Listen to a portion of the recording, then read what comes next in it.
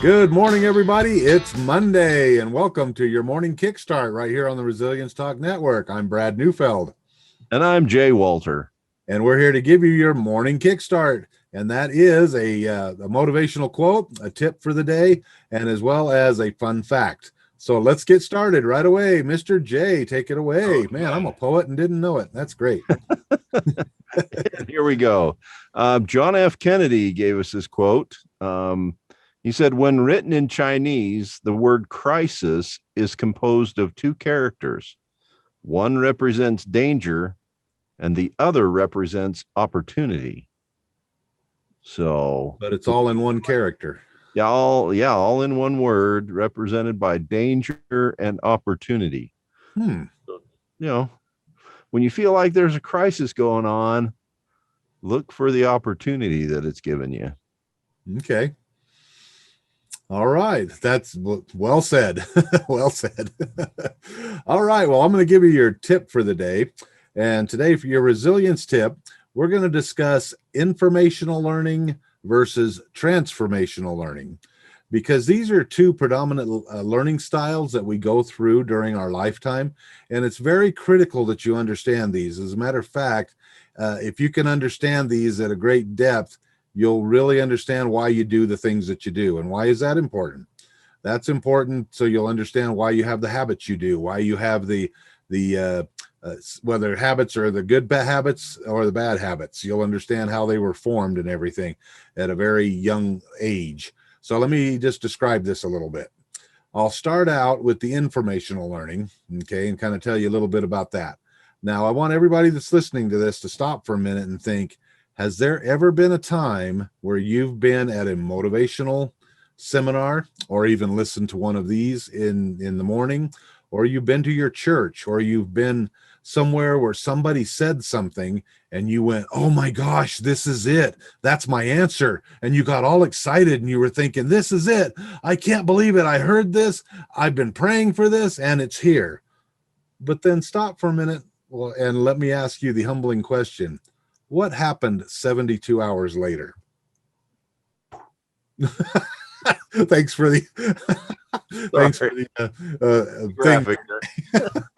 Because okay, again, this it happens to me too. All right, I just want to let you know that.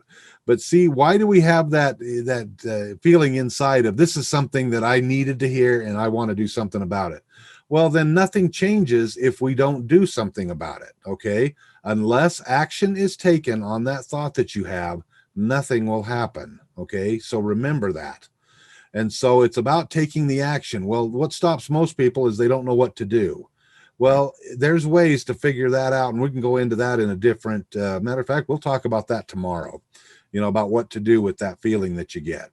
But that's informational learning. Okay, so you're sitting here listening to Jay and me, and you're thinking, oh, do these guys know what they're talking about, or are they full of crap? You're trying to you're trying to think this stuff. But if we say something that inspires you, that thing that hits you, that's real. That's you. That is something that, in my opinion, you should follow, because ultimately, if you follow that, that's going to make you the happiest. But let's turn it over and let's talk about transformational learning. And transformational is just a fancy way of saying learning by doing. Okay. And this is the natural learning system that all human beings on the planet are born with. Any of you that have had children or have watched children, you'll know exactly what I'm talking about as I say this. When kids are born, okay, they start to see everything that they're around them as their awareness starts to increase. And by the time they're 8 months old, they're pretty aware of what's going on. And they see people moving all about. And in their minds, they're thinking, well, I want to move too. I want to go from this side of the room to the other. So what do? They start trying to figure out ways to do it. They roll back and forth from side to side. Then comes the crawling motion. Some kids do the traditional crawl on the hands and knees. Some do the old back scoot. Some roll wherever they are. But there's nothing that's going to stop them from getting to where they want to go. And I mean, watch this process happen. It's kind of cool. Just notice that they'll see something that they want and just watch them try to figure it out. It's really cool. But when they get to be 1 year old and they start to learn how to walk right around that age, okay, do they give up if they fall over and hit their head on the coffee table a few times? Nope. They keep going. Can you imagine if we all gave up when we were learning how to crawl? That we gave up after the first time we did a nosedive into the carpet? What would the world look like? There'd be people laying on the ground and going, hey, come on, man, you can do it. Get up. No, I tried that once and it didn't work. It's a good thing that we're born with this transformational learning, because we see something we want and we will do anything to get it. That's why you see kids when they're starting to ride bikes and things. Do they fall over? Yes, we all have. Do we skin our knees? Yes. However, we don't stop because we want to learn to ride that bike. Now, when they get a little older, they see other things that they want, and that's why you see the defiance in them, because they want to do what it is that they're prompted to do. They see something fun happening across the street, and they want to get there, and they're going to do everything they can, from begging, crying, stomping their feet, throwing a tantrum, to get you to let them go and do what they want. But between the age of 12 and 14, right about in there, it actually starts a little earlier than that. Between the age of 8 and 12, our minds start to realize that, oh my gosh, there's all this stuff going on, and we start to comprehend the words that we're hearing. So like if you tell a 2 or 3-year-old, you're a dumb, stupid idiot, they're not going to listen to you. They're going to keep going. But then later on, when we start into our schooling and we start to look at, oh, wow, this person over here beside us got a 100% on their spelling test, and they got a bunch of stars with a way to go, guy. And then I get my spelling test back, and what is it? It's all marked up in red with a big frowny face. And what do I do at that moment? I start to judge myself and think, oh, maybe I'm just not as smart as other people. Are you starting to see how this affects you? Okay, this awareness can start to just deteriorate our confidence. And so if things don't happen at a specific time in our age, guess what? We kind of slow down, and the transformational learning process that we're born with kind of slows down. It's still inside of you, but now you've got all this junk, all these fears that are in your way, because now you question everything. Okay. Well, there is so much to this informational versus transformational learning, and we're probably going to go over it in the next couple of weeks or so. Haven't quite decided yet, have I, Jay? Because this is definitely a lot of information that needs to come out. But for today, let's stick with that. Informational versus transformational. Just know that's why you're stopping yourself with a lot of things. But if you ever get that feeling again, that feeling of, you know what, this is something I think I should do everything you can to be able to do it. Okay. Yeah. All right, Jay, take it away with our fun fact for the day. Okay. Now, don't let your mouths water too much.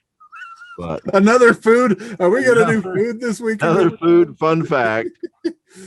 If you can't tell, I'm a big food guy, and I love this one. Awesome. So think about crispy bread and melted cheese. Mm-hmm.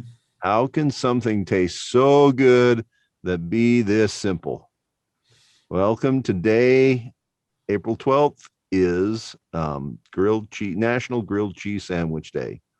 One of my favorite quick meals is a grilled cheese sandwich and a bowl of tomato soup. Nice. But that's me. So we asked what the secret is. We asked Aaron Christensen, the owner of a small Central Oregon restaurant, which won a recent readers poll in the category of best kids menu and best family restaurant. His response: a perfect grilled cheese has to have a super crispy exterior brushed with garlic oil. Lots of melty cheese in the center. Thick cut handmade bread is a must.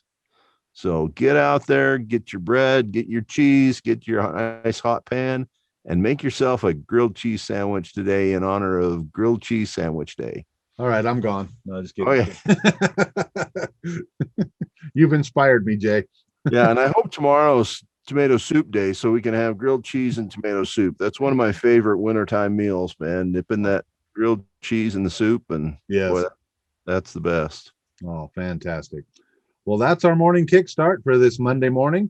If you have any questions, please feel free to give us a call. Access us through our website at resiliencetalknetwork.com. That's resiliencetalknetwork.com. Also, if you're watching us on Facebook, please like this episode here. That sure helps us out to spread the message. And also on our YouTube channel, please subscribe to our YouTube channel as well. But anyway, we'll talk to you again tomorrow.